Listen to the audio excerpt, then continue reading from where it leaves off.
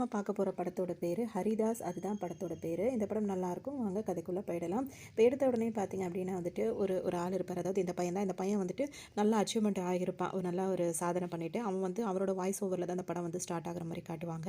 அதாவது இது அவனோட கதை அப்படின்னு கூட நம்ம சொல்லிக்கலாம். இன்றைக்கி நான் இந்த இடத்துல நல்ல விதமாக நான் இருக்கேன், இந்த அளவுக்கு நான் சாதிச்சிருக்கேன், வாழ்க்கையில் இந்த அளவுக்கு நான் உயர்ந்திருக்கேன் அப்படின்னா வந்து எங்கள் அப்பா தான் காரணம் அப்படின்னு சொல்லிட்டு தான் அவர் ஆரம்பிப்பார்.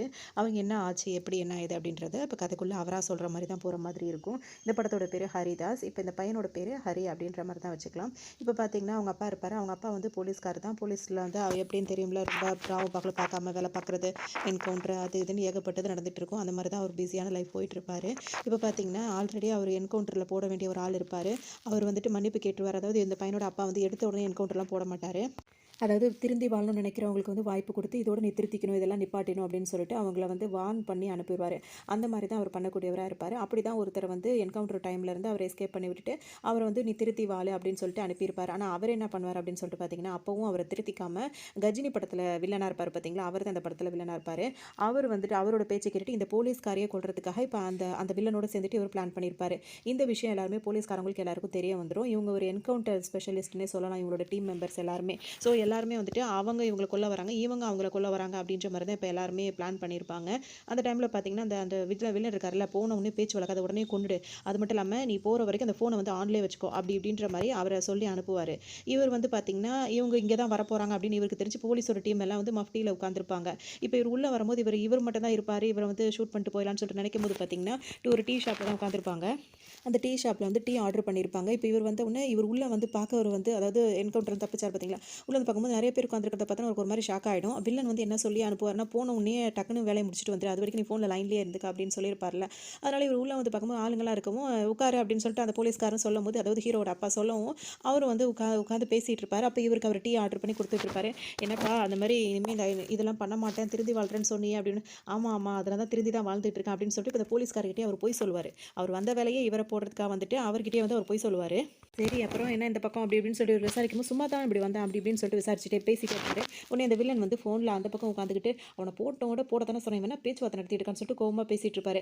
இவருக்கு வந்து இப்போ ஃபோனை செக் பண்ணி பார்க்கும்போது பார்த்தீங்கன்னா அவர் லைனில் இருக்கிறது தெரிஞ்சிடும். அது மட்டும் இல்லாமல் இவர் வந்து இந்த மாதிரி வேலைக்காக தான் வந்திருக்காரு அப்படின்றது கூட அவர் கண்டுபிடிச்சிருவாரு. இவருக்கு செம்ம கோவம் வந்துடும். அவர் உடனே டக்குன்னு அழுது நடிக்க ஆரம்பிச்சிருவார். அந்த ஆள், நீ வந்து என்னை வந்து மன்னிச்சிருங்க, நான் நீங்கள் என்ன ஒரு தடவை வான் பண்ணிட்டீங்கன்னு ஒரே ஒரு தடவை எனக்கு வாய்ப்பு கொடுங்க, நான் இது எல்லாத்தையுமே விட்டுறேன், நான் கண்டிப்பாக திருந்தி வாழ்றேன் அப்படி இப்படின்னு சொல்லுவார்.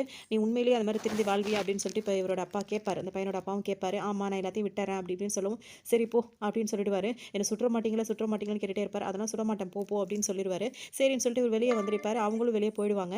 போனதுக்கப்புறம் பார்த்தீங்கன்னா இந்த மற்ற போலீஸ்லாம் இருக்கலாம் ஒன்றா சேர்ந்து எதுக்காக அவனை விட்டீங்க, அது அவனை இதுக்கு மேலே எப்படி விடணும் அப்படி இப்படின்னு சொல்லிட்டு கேட்பாங்க. தூரம் போயிருக்கான ஒரு 10 அடி இப்போ கூட போயிருக்கான், ஒரு 15 அடி அந்த மாதிரி தூரமாக அவன் போயிட்டு இருக்கான் அப்படின்ற மாதிரி சொல்லுவாங்க. சரி ஓகே அவன் இதுக்கப்புறம் அப்படின்னு சொல்லிட்டு அவன் இருக்கக்கூடாதுன்னு சொல்லிட்டு என்ன பண்ணுவாருன்னா டக்குன்னு வந்துட்டு ஷூட் பண்ணிடுவாங்க. அது சொல்லும் போதே அவர் என்ன சொல்வார்னா, திருந்தி வாழணும்னு நினைக்கிறவன் வந்து ஒரு தடவையிலேயே திருந்துவான், ஒவ்வொரு தடவைக்கும் திருந்தி வாழ்றேன்னு சொல்லிட்டு வாய்ப்பு கேட்க மாட்டான், உன்ன மாதிரி ஆளுங்களாம் திருந்த வாய்ப்பே கிடையாது, உன்னை மன்னிச்சு அன்றைக்கி நான் விட்டதே பெரிய தப்பு அப்படின்னு சொல்லிட்டு இந்த தடவை வந்து பண்ணிடுவாங்க. அதோட இவர் இறந்து போயிடுவார். அடுத்தது வில்லன் அங்கே இருக்கிறத வந்து பார்த்துருவாங்க. ஏன்னா அவர் காரில் தானே உட்காந்துருப்பாரு. இவரை மட்டும் உள்ளே அனுப்பிட்டு உடனே அவரை வந்து பின்னாடியே துரத்திக்கிட்டே போவாங்க காரில். ஆனால் அவர் தப்பிச்சு எஸ்கேப் ஆகிடுவார். இப்போ இவரை வந்து எப்போ எப்படி பிடிக்கலாம், எப்படி இவர் மாட்டுவார் அப்படின்றதுல தான் இவங்க அப்படியே ஓடிட்டே இருப்பாங்க. இப்போ இந்த போலீஸ்காரங்களுக்குலாம் ஒரு வருத்தமாக இருக்கும். என்ன அப்படின்னு சொல்லிட்டு பார்த்தீங்கன்னா, அந்த வில்லனை வந்து தப்பிச்சு போயிட்டார், அதாவது இவர் வந்து தப்பிச்சு போயிட்டாரு, இவரை வந்து நம்ம போடலையே அப்படின்னு சொல்லிட்டு இப்போ எல்லாருமே கவலையாக இருப்பாங்க. அதாவது சரி இன்னொரு வாய்ப்பு கிடைக்காம போயிடும், அவனை எங்கனாலும் நம்ம போட்டுக்கலாம் அப்படின்னு சொல்லிட்டு நினச்சிட்டே இருப்பாங்க. அதுக்குள்ளே அவங்கெல்லாம் கூடி பேசுறது, பிளான் பண்ணுறது அந்த மாதிரிலாம் ஒரு பக்கம் போயிட்டே இருக்கும். அந்த வில்லனும் பார்த்தீங்கன்னா இவர் மாட்டிக்கிட்டாருன்னு தெரிஞ்ச உடனே உஷாராயிருவார். அவங்களாம் அப்படி தானே, யாராவது ஒருத்தர் மாட்டிக்கிட்டா ஒருத்தவங்கள மற்றவங்கள தப்பிச்சு ஓடணும் அப்படி தான் நினைப்பாங்க. அதனால அவங்கள தப்பிச்சு ஓடணும் அப்படின்ற மாதிரி இருப்பாங்க. இதுலேருந்து அந்த வில்லன் வந்து என்ன பிளான் பண்ணிட்டு இருப்பாருன்னா, எப்படியாவது இவர் வந்து போட்டணும், இவர் தான் ஹீரோட அப்பாவாக இருப்பார். அதாவது இப்போ கதை சொல்லிட்டு இருக்காரு, அவரோட அப்பாவே வந்து இவராக தான் இருப்பார். ஸோ இவர்கிட்ட இந்த மாதிரிலாம் பேச்சு வளர்த்து இவங்க இந்த வேலை முடிஞ்சு போயிடும். இதுக்கப்புறம் பார்த்தீங்கன்னா இப்போ வேற சீன் காட்டும்போது சூரி தான் காட்டுவாங்க. சூரி இருக்கார்ல, அவர் வந்து சின்ன வயசில் இருக்கும்போது அவரோட அத்தை பொண்ணு அந்த மாதிரி இருக்கும். அந்த பொண்ணு 2 பேரும் படிச்சுக்கிட்டு இருப்பாங்க. அப்போ அந்த பொண்ணுக்கு வந்து ஏதோ ஒரு விஷயம், ஒரு கடலை ஏதோ ஒன்று பிடிக்குண்ட உடனே இவர் போய் அதை திருடிட்டு வந்து கொடுப்பாரு. எதுக்குடா திருடிட்டு வரேன், நீ தான் அதை பிடிக்கும்னு சொல்லிட்டு அதனால தான் ஆட்டையை போட்டு வந்து கொடுத்தேன் அப்படின்னு சொல்லும்போது, அதெல்லாம் தப்பு, அந்த மாதிரிலாம் பண்ணக்கூடாதுன்னு சொல்லிட்டு அந்த பொண்ணு சொல்லும். அதோட வந்துட்டு என்ன சொல்லும்னா, நான் வளர்ந்த உடனே பெரியவளாகி நான் டீச்சர் ஆக போகிறேன், நீ என்ன ஆக போகிற அப்படின்னு சொல்லிட்டு கேட்டவுடனே, நான் இந்த மாதிரி உனக்கு என்னென்ன பிடிச்சிருக்கோ அதெல்லாம் அதெல்லாம் அதை திட்டி தருவேன் அப்படி இப்படின்னு சொல்லுவான் அந்த பையன். அந்த மாதிரிலாம் செய்யக்கூடாதுடா, நீ படித்து நீ என்ன ஆகணும் அப்படின்னு சொல்லி கேட்கும்போது, நீயே ஏதாவது சொல்லலாம் அப்படின்னு சொல்லிட்டு இது வந்து சூரி சின்ன வயசில் உள்ள கேரக்டர். அப்போ நீயே ஏதாவது சொல்லுன்றவுடனே அந்த பொண்ணு வந்துட்டு வானத்தை பார்க்க, அப்போ ஒரு ஃப்ளைட்டு போகிறத பார்த்த உடனே எனக்கு ஃப்ளைட்டுனா ரொம்ப பிடிக்கும் அப்படின்னு அப்படின்னோடனே சரி விடு ஃப்ளைட் ஆட்டையை போட்டுருவோம் அப்படின்னு சொல்லுவார். உடனே அந்த பொண்ணு என்ன சொல்லணும்னா ஃப்ளைட்டெலாம் ஆட்டையை போட வேணாம், நீ ஃப்ளைட் வந்து படித்து பைலட் ஆகி நீ ஃப்ளைட்லாம் ஓட்டணும் அப்படின்னு சொல்லி அந்த பொண்ணு சொல்லும். அவ்வளோதானே நான் ஆயிடுறேன் அப்படின்னு சொல்லி அவர் சொல்லிட்டே இருக்கும்போது தலையில் இவருக்கு ஒரு அடி விழும். அப்போ தான் இவர் சுயநினைவுக்கே வருவார். யாருன்னு பார்த்தா பக்கத்தில் அவருக்கு வந்துட்டு அவர் தான் தலையில் அடிச்சு வேணும் பகல் கடை உட்காந்துட்டு இருக்கே அப்படின்னு சொல்லிட்டு அப்போ தான் ஒரு வானத்தில் ஃப்ளைட்டு போகும்போதெல்லாம் பார்த்துட்டு இருப்பார்.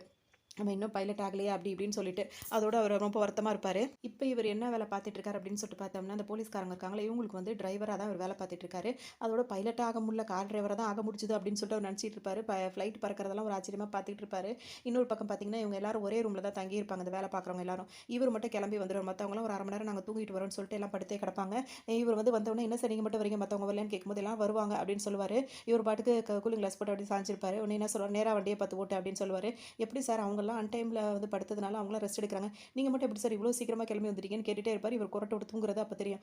அதானே பார்த்தேன் இங்கே வந்து தூங்கிட்டு இருக்கீங்களா அப்படின்ற மாதிரியே சொல்லுவார். இவர் இந்த மாதிரி பேசுறத வந்து அவர் கண்டுபிடிச்சிருவார். உடனே தலையில் இன்னொரு போட்டவொன்னே அவர் பாட்டுக்கு வண்டி ஓட்டிட்டு இருப்பார். இவங்கள்ட்ட வாயை திறந்து எதுவும் சொல்ல முடியல, மனசுக்குள்ளே இந்த பேசிக்க முடியல அப்படின்ற மாதிரி ரொம்ப இதாக பேசிகிட்டே இருப்பார்.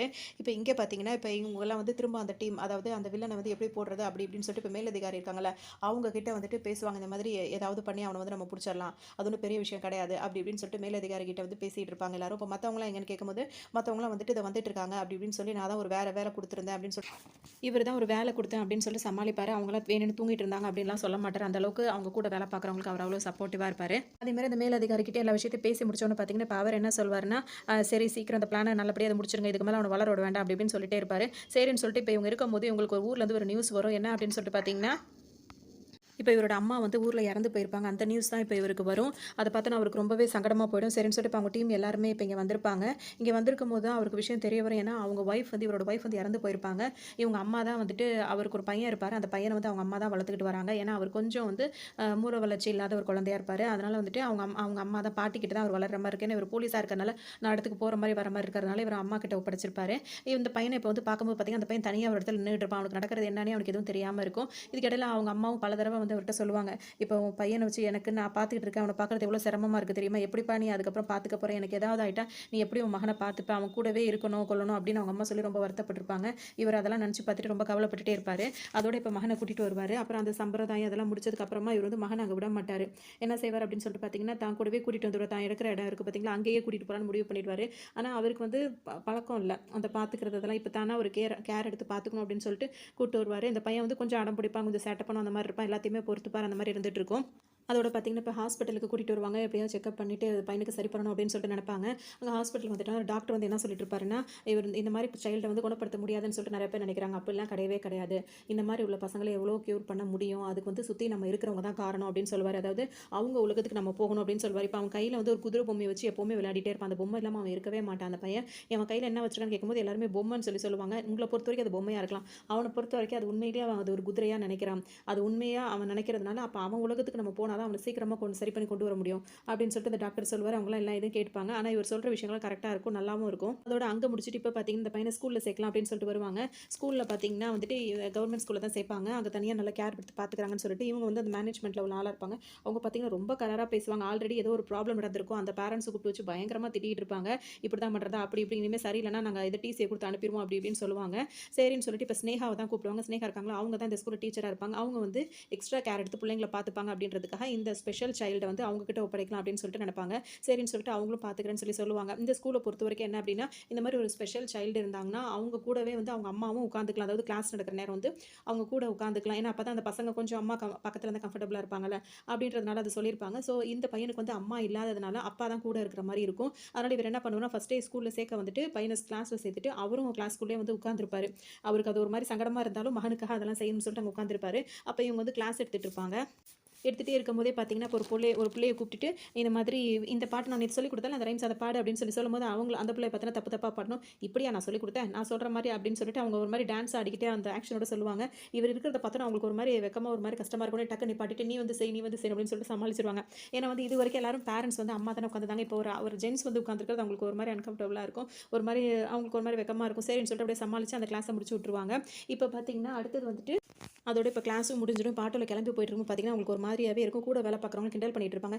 ஏன் கோவமா இருக்குன்னு. இல்ல இது வரைக்கும் முன்னாடிலாம் லேடீஸ் தான் வந்து உட்காந்துருப்பாங்க. இப்போ ஒரு ஜென்ட்ஸ் வந்து உட்காந்துருக்கிறது எனக்கு ஒரு மாதிரி இருக்கு. அப்படி இப்படின்னு சொல்லிட்டு அவங்க சொல்லிட்டே இருப்பாங்க. இவங்களும் அவங்கள வேணும்னே கிண்டல் பண்ணிட்டே இருப்பாங்க கூட வேலை பார்க்குறவங்களாம். அதோட இப்போ பார்த்தீங்கன்னா, இவருக்கு வந்து பையனோட இருந்து அப்படி இருந்தா மட்டும் தான் பையனை சரி பண்ணி கொண்டு வர முடியும்னு சொல்லிட்டு அவர் நினைச்சிருவாரு. அதுக்காக என்ன பண்ணுவாருன்னா, தான் வேலையை விட்டு கொஞ்ச நாள் வந்து நான் ஒதுங்கி இருக்கேன் அப்படின்ற மாதிரி இவர் சொல்லுவாரு. இப்போ மேலதிகாரி என்ன சொல்வாருன்னா, நீங்க இருந்ததுனால தான் இவ்வளோ ஆப்ரேஷன் நம்ம வந்து சக்ஸஸ்ஃபுல்லாக செய்ய முடிஞ்சது. இந்த நேரம் பார்த்து நீங்க வந்து இப்படி பண்றீங்களே, நான் இதை ஏத்துக்கல அப்படின்னா என்ன பண்ணுவீங்க அப்படின்னு சொல்லிட்டு கேட்பாரு. நீங்க இதை ஏத்துக்கல அப்படின்னா நான் என் வேலையை ரிசைன் பண்ணிட்டு நான் போறதா இருக்கேன். என் பையன் தான் எனக்கு முக்கியம். அவனோட வாழ்க்கை தான் எனக்கு முக்கியம். என்னோட வேலைலாம் எனக்கு அந்த அளவுக்கு முக்கியம் கிடையாது அப்படின்னு சொல்லிட்டு சொல்வாரு. இப்போ நீங்க பாதியிலேயே போறதா இருந்தா, இப்போ நம்ம எவ்வளோ ஆப்ரேஷன்லாம் போட்டு வச்சிருந்தோம், அதெல்லாம் என்ன பண்றதுன்னு கேட்கும்போது, நான் என்னோட ஃப்ரெண்ட்ஸுக்கு வந்து கரெக்டான முறையில் ட்ரைனிங் கொடுத்து வச்சிருக்கேன். கண்டிப்பா அவங்க வந்து அதை வந்து கம்ப்ளீட் பண்ணுவாங்க அப்படி இப்படின்னு சொல்லுவாரு. சரின்னு அவருக்கு விருப்பம் இல்லாட்டி இவர் ரிசைன் பண்றேன்னு சொல்றாரு. சரி உங்க பையனுக்காக கொஞ்சம் டைம் எடுத்துக்கோங்க அப்படின்னு சொல்லிட்டு இவரும் சொல்லுவாரு. சரின்னு சொல்லிட்டு இப்போ அவரும் அந்த டைம் எடுத்துக்கிட்டு இப்போ வந்துருவாரு. இப்போ இவருக்கு டெய்லி இப்போ வேலை வந்து என்ன அப்படின்னு சொல்லிட்டு பார்த்தீங்கன்னா, பையனை ஸ்கூல் விடுறது, அவர் கூடயே உட்கார்றது, அவருக்காக எல்லாமே இருக்கிறது, அந்த மாதிரி மட்டுமே அவர் டோட்டலாக அவர் மாற்றிப்பார். இப்போ மறுநாள் ஸ்கூலில் வந்து பையன் கூட உட்காந்துருப்பாரு. அப்போ பார்த்தீங்கன்னா ஸ்னேகா வந்து அவங்க கிளாஸ் எடுத்துகிட்டு இருப்பாங்க. அப்போ அந்த 2 பசங்க என்ன பண்ணுவாங்கன்னு ராக்கெட் எடுத்து விட்டுருவாங்க. இவங்க என்ன நினைப்பாங்கன்னா, இது வரைக்கும் இப்படி நடந்தது கிடையாது கிளாஸில். இப்போ புதுசாக ராக்கெட்லாம் வந்து விழுதுன்னா இந்த பையனோட அப்பாவாக தான் அந்த வேலை இருக்கும் அப்படின்னு சொல்லிட்டு கண்டுபிடி திட்ட ஆரம்பிச்சிருவாங்க. அவரே பயந்துருவார். பக்கத்தில் திரும்பி திரும்பி பார்த்துட்டு என்னையா அப்படின்னு சொல்லிட்டு பார்த்துட்டே இருப்பார். ஆனால் கரெக்டாக ஆனால் இவங்க வந்து அந்த பையனுக்குள்ள பார்த்துருவாங்க. இவங்க சந்தேகப்பட்டது அவராக இருந்தாலும் அந்த பசங்க தான் அந்த வேலை பார்க்குறாங்கன்னு சொல்லிட்டு கண்டுபிடிச்சிட்டு இவங்க திட்டும் போது அவர் தான் எஞ்சி நிற்பார். தானே தான் திட்டுறாங்க. நீங்கள் உட்காருங்க சார் அப்படின்னு சொல்லிட்டு அவர் உட்கார சொல்லிட்டு அந்த பசங்களை டீச்சர் மேலேயே ராக்கெட் விடுறியா அப்படின்ட்டு 2 போடு போட்டு வெளியே நிற்க வைப்பாங்க. அதோட அவருக்கும் அப்பாடான் இருக்கும். அந்த பசங்க இவரை முறைச்சிட்டு வந்திருப்பாங்க. நம்ம சரிக்கு சமமா அந்த மாதிரி ஒரு காமெடி மாதிரி அந்த சீன் போயிட்டு இருக்கும். அதுக்கப்புறம் இப்போ இந்த சூரி வந்து இவர்கிட்ட தானே வந்து டிரைவராக வேலை பார்க்குறாரு. அவர் ஏதோ வாங்கிட்டு வர சொல்லியிருப்பாருன்னு சொல்லிட்டு இவர் வாங்கிட்டு இங்கே வருவார். ஆனால் இங்கே பார்த்தீங்கன்னா அவருக்கு சாப்பாடு தான் வாங்கிட்டு வர சொல்லியிருப்பாரு. இங்கே பார்த்தீங்கன்னா அவர் வந்து சின்ன வயசில் ஒரு பொண்ணு வந்துட்டு நான் டீச்சர் ஆக போகிறேன்னு சொல்லியிருக்கும்ல, அந்த பொண்ணு வந்து வளர்ந்து இந்த ஸ்கூலில் டீச்சர் ஆயிருக்கும். ஆனால் இவர் மட்டும் பைலட் ஆகாமல் கார் டிரைவராக ஆயிருப்பார். அதை வந்து இந்த பையன் கிட்ட கேட்போம்னு சொல்லிட்டு ஸ்கூலில் அவர் படுத்திருக்க மாடலை பாருங்க, அந்த மாதிரி படுத்திருப்பார் அந்த பையன். அந்த பையன் கிட்ட கேட்கும்போது நானே எனக்கு மேக்ஸ் வரமாட்டேங்குதுன்னு கடுப்பில் இருக்கேன், நீ வேற ஏன் அப்படி இப்படின்னு சொல்லிட்டு அந்த பையன் பயங்கரமாக கலாச்சி விடுவான். அதை வராங்க பாரு அப்படின்ன உடனே இவர் கரெக்டாக போவார். பேசும்போது பார்த்தீங்கன்னா அவர் லவ்வர் தான் பக்கத்தில் இருப்பாங்க. அவங்கள்ட்ட பேசாமல் ஸ்னேகாவை தான் தன்னோட லவ்வராக நினச்சிப்பாரு. இவங்க பேச பேச போவாங்க. நீ சும்மா 2 பேரும் பேசும்போது ஒதுங்கிடல அப்படி இப்படின்னு சொல்லிட்டு பேசிட்டு திரும்ப வருமா அந்த பையன் சொல்லுவான், நீ ஏன் அந்த டீச்சர்கிட்ட போய் சொல்கிற, இவர்லையா இதுதானே நீ கேட்ட டீச்சர் அப்படின்னு. ஐயோ மாற்றி பேசிட்டேனா அப்படின்னு நினச்சிப்பாரு. அப்புறம் அவங்களும் முறைச்சிக்கிட்டே அங்கேருந்து போயிடுவாங்க. இப்போ இவர் வரலன்னு சொல்லிட்டார் பார்த்தீங்களா, அதனால் இப்போ இவங்களோட ஃப்ரெண்ட்ஸ் எல்லாம் வந்து இன்னொரு ரவுடியை வந்து பிடிக்க போகணும். அதனால் இப்போ சூரியை வந்து அனுப்புவாங்க. அதாவது டிரைவராக தானே இருக்கார். இப்போ நாங்கள்லாம் இங்கே இருக்கோம், நீ போய் மாடிக்கு போய் கதவை தட்டு, அவன் எதுவும் வெப்பன்ஸ்லாம் வச்சிருப்பான் அப்படின்னு ஒன்று. வெப்பன்ஸ்லாம் வச்சிருப்பான்னு தெரிஞ்சு என்னையே அனுப்புறீங்கன்ற மாதிரி அவர் இருப்பார். போ நாங்கள் பின்னாடியே வரோன்னு சொல்லிட்டு கதவை தட்டுவார். யாருன்னு சொல்லிட்டு உள்ளே இருந்து கேட்கும் போது கொரியர் அப்படின்னு சொல்லுவார். அந்த அம்மா வந்து கதவை தான் திறக்கும், உள்ளே எல்லாரும் பூந்துருவாங்க. அப்படியே இங்கே ஒரு மிரட்டி இந்த ரவுடியை கொஞ்சம் இது பண்ணிட்டு இருப்பாங்க.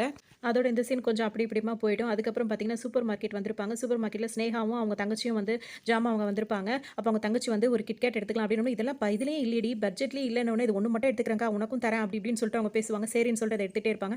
அப்போ தான் இவர் ஹீரோவும் அவரோட பையனும் வந்து வந்திருப்பாங்க.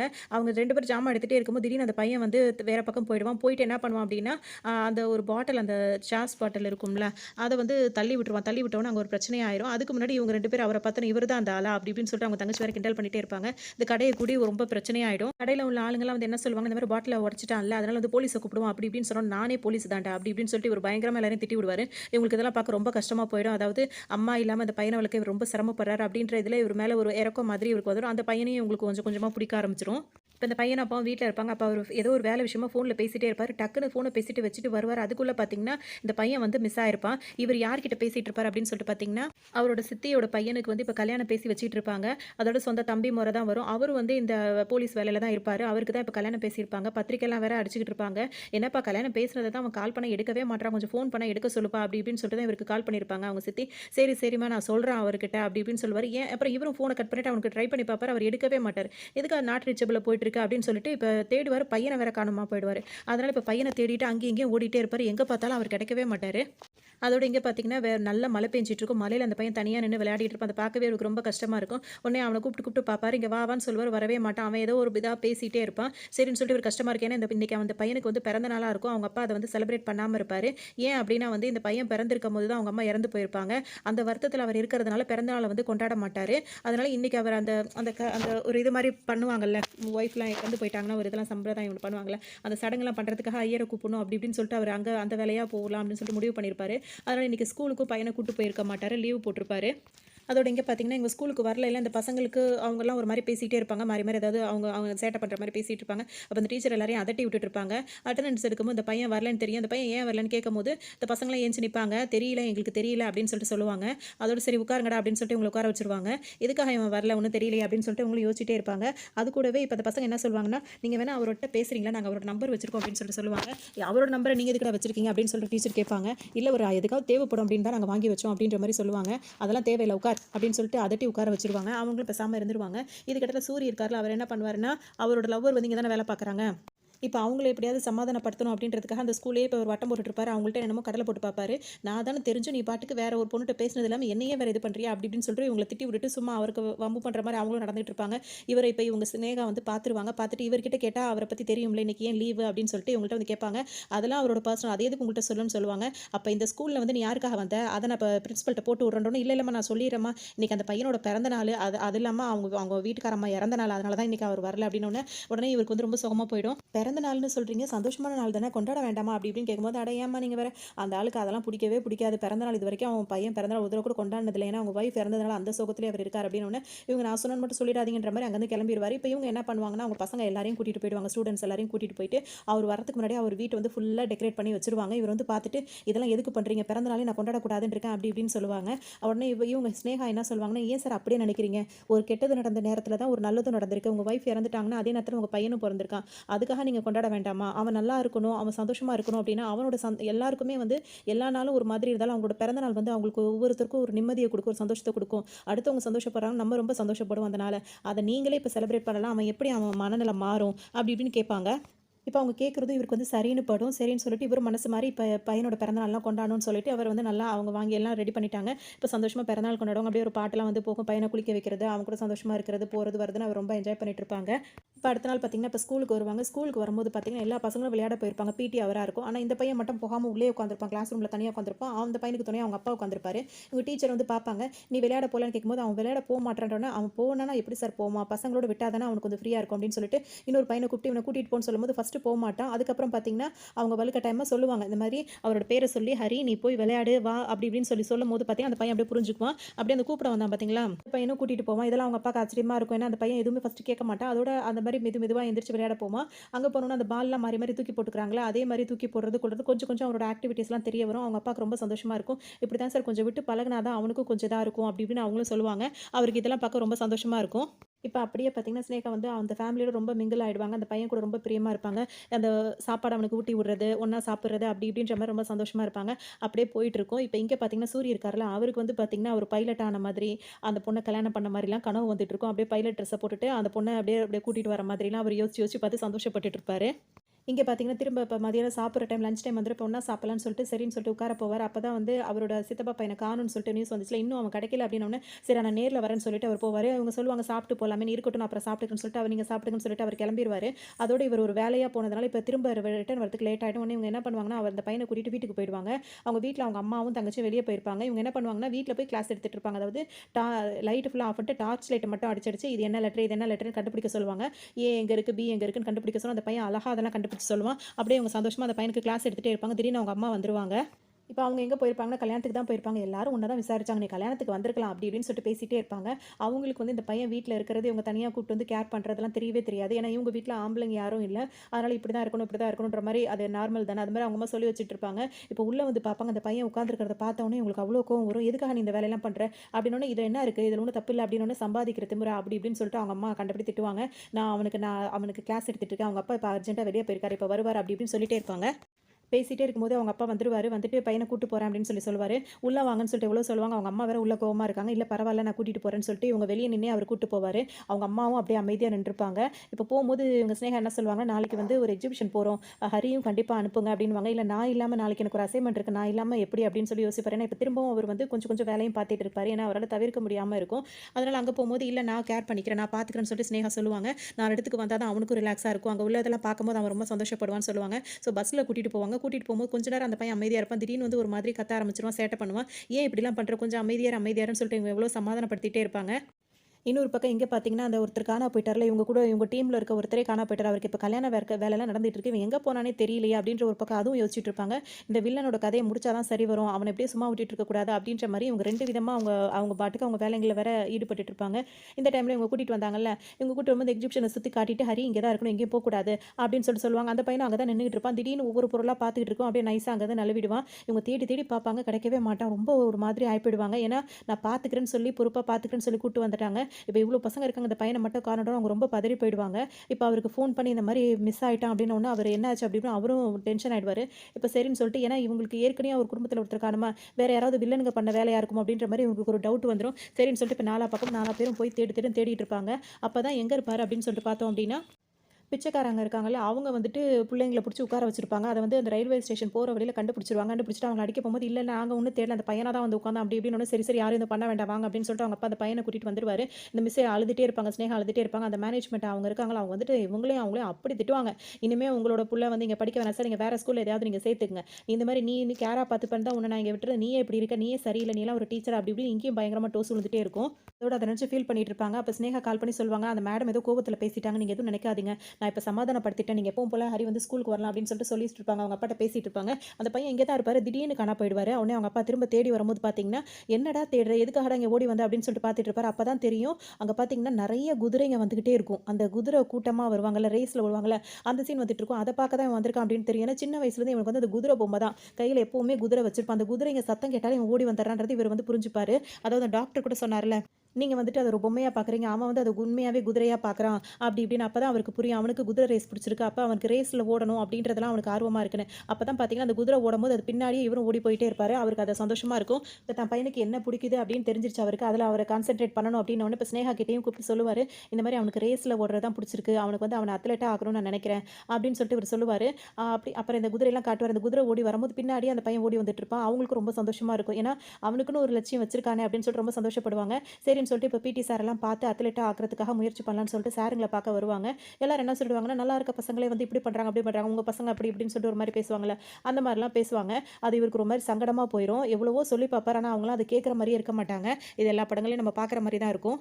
இப்ப இதுல இன்னொரு விஷயமும் இருக்கு. அந்த பையன் ஓட ஆரம்பிச்சான் அப்படின்னா ஓடிக்கிட்டே இருப்பான். நிக்கவே மாட்டான். அவன் பாட்டுக்கு ஓடுவான். அந்த அளவுக்கு அவன் ஓடுவான். அப்பதான் இவரு என்ன பண்ணுவாருன்னா, அப்பா பார்க்குற வரைக்கும் பார்த்துட்டு அந்த பையனோட கைய பிடிச்சிட்டு ஓட ஆரம்பிச்சுருவாரு. அவரும் இந்த பையனுக்காக ஃபுல்லா அந்த கிரவுண்டே சுத்துவாரு. அப்புறம் பார்த்தீங்கன்னா, அந்த பையன் அவ்ளோ அழகா ஓட ஆரம்பிச்சுருவான். அதோட பார்த்தீங்கன்னா, ரேஸ் எல்லாம் வைப்பாங்க. அந்த மராத்தான்லாம் நடக்கும்ல. அந்த இதுலலாம் பார்த்தீங்கன்னா, அந்த பையன் ஓடி அவ்ளோ அற்புதமா சூப்பரா ஓடிருவான். ஜெயிச்சுருவான். இத பார்த்தோனே பிடி சாருக்கே ஒரு மாரி ஆயிடும். இவ்ளோ டேலண்ட் உள்ள பையனா இவன் அப்படின்னு சொல்லிட்டு அவரோட பார்த்துட்டே இருப்பாரு. இந்த பையன் ஓடுற வரைக்கும் ஓடி கடைசியில கீழ விழுந்து கால்ல அடிபட்டுரும். அவங்க அப்பா பதறிட்டு உட்கார்ந்திருப்பாரு. உடனே இந்த பிடி சார் வருவாரு. "என்ன சார் பண்றீங்க? என்கிட்ட விடுங்க" அப்படின்னு சொல்லிட்டு அவர் கால பிடிச்சு அந்த சுளுக்கு மாரி இருந்தா அத எடுத்து விட்டுட்டு, அதுக்கு ஆயின்மென்ட்லாம் போட்டு விடுவாரு. அப்பத்துலேருந்து இவரு வந்து அந்த பையனுக்கு ட்ரெய்னிங் குடுக்க ரெடி ஆயிடுவாரு. சரின்னு சொல்லிட்டு இதெல்லாம் சக்ஸஸா போயிடும். இப்ப அவனுக்குன்னு ஒரு இது கிடைச்சிருன்னு சொல்லிட்டு அப்பா ரொம்ப சந்தோஷமா இருப்பாரு. இதே டைம்ல பார்த்தீங்கன்னா, இப்ப வந்துட்டு இப்ப இந்த பையன கூட்டிட்டு நாங்க வந்து அந்த விஜிபி அந்த மாரிலாம் இருக்கும்ல, கிஷ்கிந்தா அந்த மாரி இடத்துக்கு போலான்னு சொல்லிட்டு ஸ்னேகா வந்து முடிவு பண்ணுவாங்க. ஸோ அவங்களும் அவங்க தங்கச்சி இந்த பையன் 3 பேரும் கூட்டிட்டு போயிட்டு வரோம்ன்னு சொல்லிட்டு இவங்கள்ட்ட கேட்கும். சரின்னு சொல்லிட்டு இவரு அனுப்பி வைப்பாரு.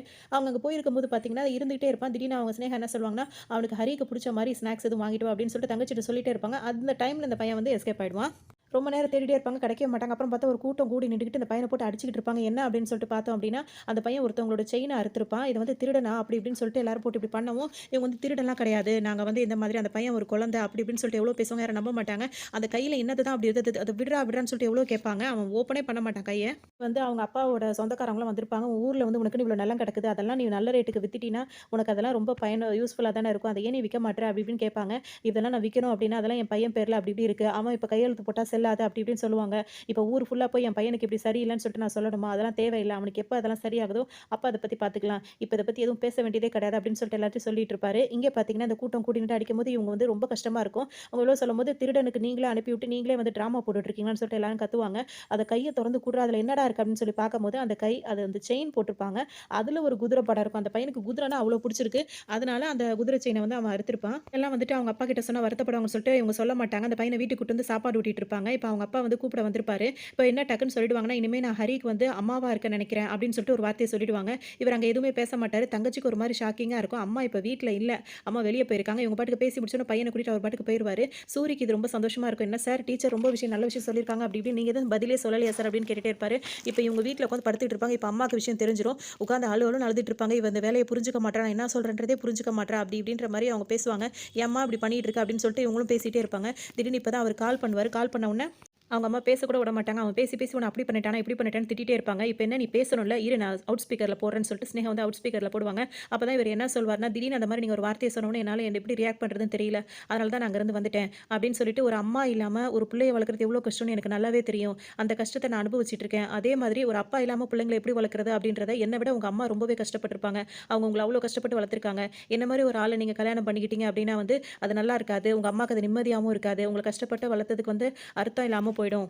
நீங்க என் பையனோட லைஃப்ல வந்ததுக்கு அப்புறம் தான் என் பையனோட வாழ்க்கையில நெறைய மாற்றங்கள் இருக்கு. அதெல்லாம் எனக்கு ரொம்ப சந்தோஷம் தான். என் பையன் கூட எப்பவுமே நீங்க இருக்கணும்னு நானும் நெனைக்கிறேன். அது ஒரு அம்மாவா கிடையாது.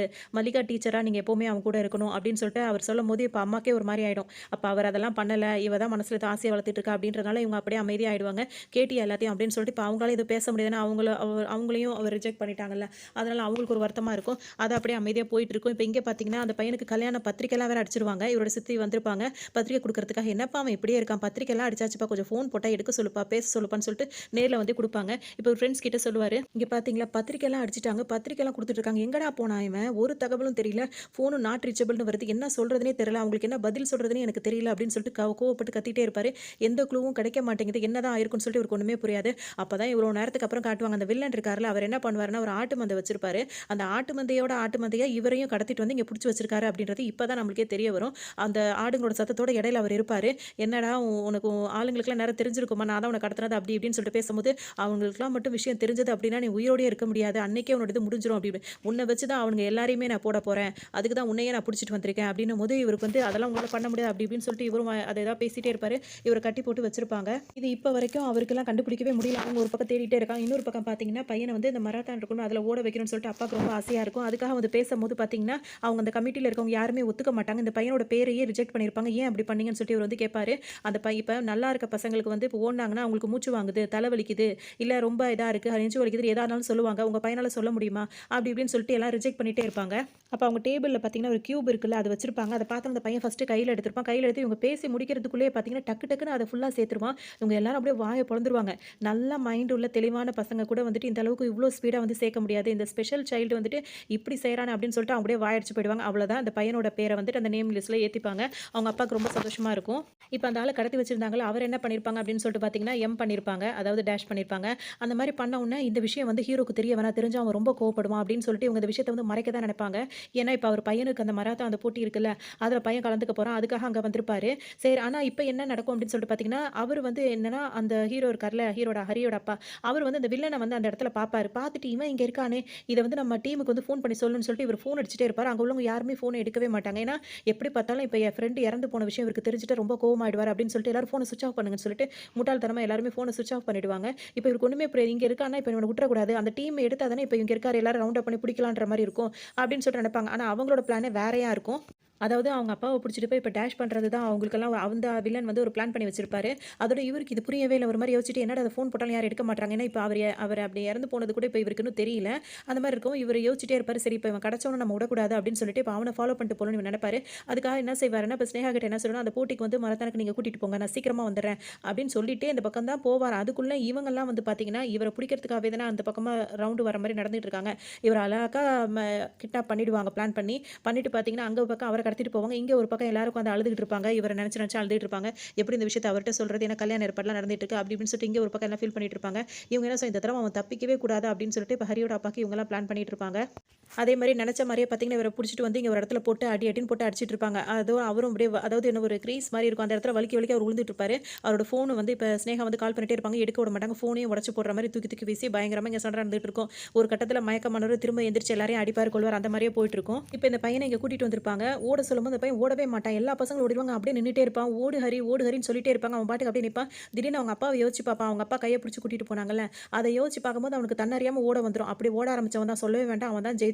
அவனுக்கு சந்தோஷம் தாங்க முடியாது. அதோட வந்து இங்க அவங்க ஃபோன் பண்ணிட்டே இருப்பாங்க. ஸ்னேகா வேற இங்க ஃபோன் பண்ணிட்டே இருப்பாங்க. ஒரு வழியா எல்லா வில்லனுங்களையும் இவர் அடிச்சு போட்டுருவாரு. அடிச்சு போட்டுட்டு திரும்ப ஃபோன் பண்ணி இங்க என்ன நடந்துச்சுன்னு கேட்கணும்னு சொல்லிட்டு அவருக்கு அந்த ஆர்வம் வேற இருந்துட்டே இருக்கும். இங்கேயும் போட்டி நல்லபடியா முடிஞ்சிரும். பார்த்தா அத கடைசியில வந்து பார்த்தீங்கன்னா, அந்த பையன் ஜெயிச்சிருவான். இவருக்கு ரொம்ப சந்தோஷமா போயிடும். திரும்ப ஃபோன் எடுத்து அவங்க கிட்ட பேசணும்னு சொல்லிட்டு இவர் நினைச்சிட்டே இருப்பாரு. இப்ப ஜெயிச்சவன அந்த பையன்கிட்ட ஸ்னேகா பேச போவாங்க. அந்த பையன் பேசுற மொத வார்த்தை அப்பா, அப்பான்னு சொல்லுவான். இவங்களுக்கு ரொம்ப ஆச்சரியம் தாங்க முடியாம போயிடும். அப்பான்னு சொல்லிட்டானே அப்படின்னு சொல்லிட்டு இது அவர் கேட்டா எவ்வளவு சந்தோஷப்படும். திரும்ப கால் பண்ணுவாங்க.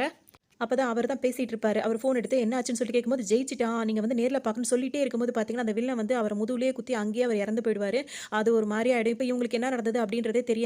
இப்ப இதோட இந்த இதெல்லாம் முடிச்சுருவாங்க. அதுக்கப்புறம் இந்த பையன் வளர்ந்து தான் காட்டுவாங்க. இப்ப இந்த பையன் நல்லா பெருசா வளர்ந்திருப்பான். இப்ப தெளிவாவும் ஆயிருப்பான். அதோட இப்ப எல்லா நேரத்துலயுமே இந்த டீச்சர் வந்து இவங்க கூடவே இருந்திருப்பாங்க.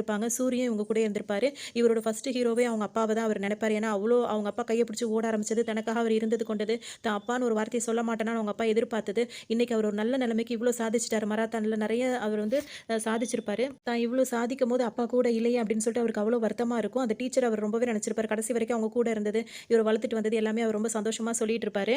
திரும்பவும் நான் பதிவு பண்ற ஒரு விஷயம் என்ன அப்படின்னா, நார்மல் சைல்டு ஓகே. இந்த மாரி ஸ்பெஷல் சைல்டா இருக்கவங்க எக்ஸ்ட்ரா வந்து அவங்களுக்கு வந்து புத்திசாலித்தனமா தான் கண்டிப்பா 100% இருப்பாங்க. அந்த மாரி யாரும் இருந்தாலும் அப்படி அசால்ட்டா விட்டுறாதீங்க. அவங்களுக்கு ட்ரீட்மெண்ட் குடுத்தா கண்டிப்பா கொண்டு வர முடியும். அவங்களோட உலகம் ரொம்ப அழகானது தான். அவங்கள ஒதுக்கி வைக்க வேண்டாம். அவங்க கூட டைம் ஸ்பெண்ட் பண்றது, அவங்கள சரி பண்றது, அவங்களுக்கு நெறைய டேலண்ட் இருக்கும். கண்டிப்பா அவங்க லைஃப்ல வந்து நல்லா வருவாங்க அப்படின்றதையும் நான் சொல்லிக்கிறேன். இந்த கதை உங்களுக்கு ரொம்ப பிடிச்சிருக்கும்னு நெனைக்கிறேன். இன்னொரு